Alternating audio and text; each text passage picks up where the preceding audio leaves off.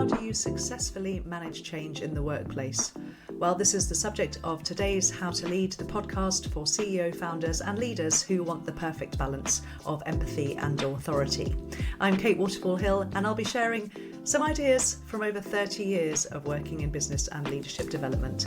Before we start the show, a quick reminder that if you want to stop screaming into a pillow every time you think about team management and you'd like to learn how to become a better leader, do sign up to my free weekly newsletter at waterfallhill.co.uk. But first, let's see what Linda has to say. Linda, my alter ego on social media, who inspires us to great leadership by showing us how not to lead. She's going to kick off with her way of managing change, which is to not manage change at all. How do we go about managing change here? Well, we don't really manage it, we just enforce it. Yes, we just make a decision and put it in place. Tell everyone that's what we're doing. No discussion, no. No warning, no. No trying to get buy-in from people in advance so that they embrace the change. No, not really, that's not how we do things. Do we have a clear vision of what the future might look like and why we're making the change? No, not really. And do we have conversations about why the change is necessary and what might happen if we don't make the change? So trying to highlight the dissatisfaction that might come if we don't do something. No. And do we make it really clear what the small next steps might be to achieve the vision? No, we just put in place the change and tell people to get on with it, really. People need to embrace change, things happen. Why do I make changes? Well, got to keep me busy somehow, haven't they? And I get given this budget sometimes that I've just got to spend, so I put in a new piece of software or a new bit of technology, change the process, change the structure. Yeah, fire a few people, hire a few people, change people's roles. Yeah, keeps me out of mischief. That's what a manager's for, isn't it? And then I spend the rest of my time managing the fallout from the change which hasn't gone very well, hasn't landed well with the team, hasn't actually been an improvement after all. We should have just kept with the original idea. Yeah. We do meet quite a lot of resistance. Shame, really. Just wish people could embrace what I have to say a bit more and just get on with it. Do what they're told. Poor old Linda doesn't really like change very much, but not many people do. Some love it. Some fear it, and others pretend it's not happening while hiding behind a mountain of emails. But in reality, change is really the only constant in business and any organisation, really. Managing it well can make the difference between thriving and just surviving, or barely surviving. So how do we steer the ship through turbulent waters without losing our crew to seasickness? Grab your coffee, settle in, and let's dive into some top tips for managing change in the workplace. First things first, let's talk about communication. Imagine you're planning a surprise birthday party, but forgot to tell the guests where to go, right? Chaos. The same goes for workplace change.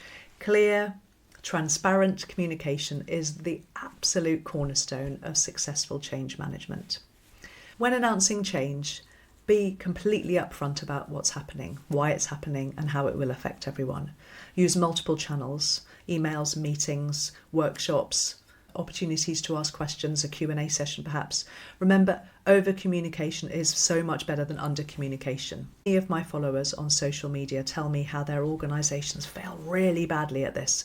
They announce major changes in short, vague emails, or they summon people to meetings with no hint of what it's about. Obviously, being cryptic or unclear just does not go down well. Next up, involvement. People are loads more likely to support what they help create. Involve your team in the change process. Seek their input, listen to their concerns, and incorporate their feedback where you can. It's like baking a cake together. Everyone's more excited to eat it when they've had a hand in making it. I've got an example of this that worked really well. There was a manager I once worked with who was tasked with implementing a new software system. He didn't just sort of work away on it with the consultants and then just launch it on the team. He formed a small task force to test it out first. They did actually identify some issues, but they suggested improvements. And by the time it rolled out company-wide, everyone was on board and excited. They'd heard this sort of positive buzz around the place. If you can be like him, make it a team effort. It really will help. Now, let's talk about training and support. So you wouldn't expect someone to just jump in a car without lessons and start driving when they hadn't actually learnt properly. So why do we expect people to adopt new processes or technologies without any training? It's so important to provide comprehensive training sessions, create user-friendly guides, and ensure there's always someone to turn to for help. There's loads of software you can use for this. I personally use Loom, but I know there are lots of other ones that you can record what you're doing on the screen. You can send it to somebody as a link, and they can go back and refer to it as many times as they like. How did she say how to do that again? So when I was a consultant, one of my client companies implemented a new customer relationship management or CRM system, and they asked for a CRM champion in each department. These champions were the go-to experts, and it just made the transition so much smoother. They were the change, superheroes in the office. Next on the list is flexibility. So change rarely goes exactly as planned. Be prepared to tweak your approach based on feedback and evolving circumstances. So, it's like trying to assemble IKEA furniture. Sometimes you just got to stop, reread the instructions, and realise that you put the shelf on backwards, or you're maybe missing a few screws that were tucked away in the cardboard still. I'm interrupting myself briefly to let you know that my new book, How to Lead, is out now. It's filled with simple, proven methods I've gathered over my 30 years as a managing director and then coach of over 200 leaders. So, if you're ready for straightforward, real-world approaches to leading with purpose, this book is for you. You can grab a PDF or a Kindle version from my website or a paperback edition from Amazon. Both links are in the show notes. Now, let's get back to the show. Another key point is empathy. Change can be stressful. It's easier for you if you're the one driving the change because you've seen it coming, but lots of the time, your team will feel anxious or resistant. Show understanding and patience. I remember a colleague who was really resistant to a new project management tool, and instead of forcing it, I really tried to take the time to understand his concerns and worked with him to address them. It made all the difference. Let's not forget the importance of celebrating milestones. Change can be a long process, so celebrate the small victories along the way. It's like running a marathon. Those little water stations keep you going. Recognise the rewards and efforts of your team because a little appreciation goes a long way. Talking of appreciation, maintaining morale, really important. During periods of change, it's really crucial to keep team spirit high. So if you can, if it's the style of organisation that does team building activities, do those. Keep the lines of communication open and make sure that everyone feels valued. Think of it as the glue that holds everyone together. Finally, please lead by example. Your team looks to you for cues on how to react to change. If you're positive, adaptable and open-minded, they're more likely to follow suit. I once worked for a managing director who, during a massive company overhaul, really maintained an upbeat attitude and kept us all motivated with energy and optimism, even though behind the scenes it was really, really stressful. But it was contagious in the best way possible, this positivity.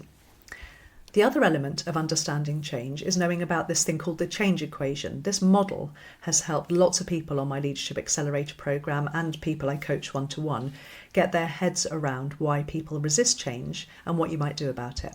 The idea is that it's pretty inevitable that most people resist change. Not everyone, but most people like inertia or being comfortable, or at least they like doing what they've always done. They feel invested in the way things are. Maybe they created it in the first place. Assuming that most of your team will resist change, then the change equation gives you a model for approaching how to reduce the resistance. It's this. In order for people to accept or even embrace change, they need to understand what's wrong with the current way of doing things.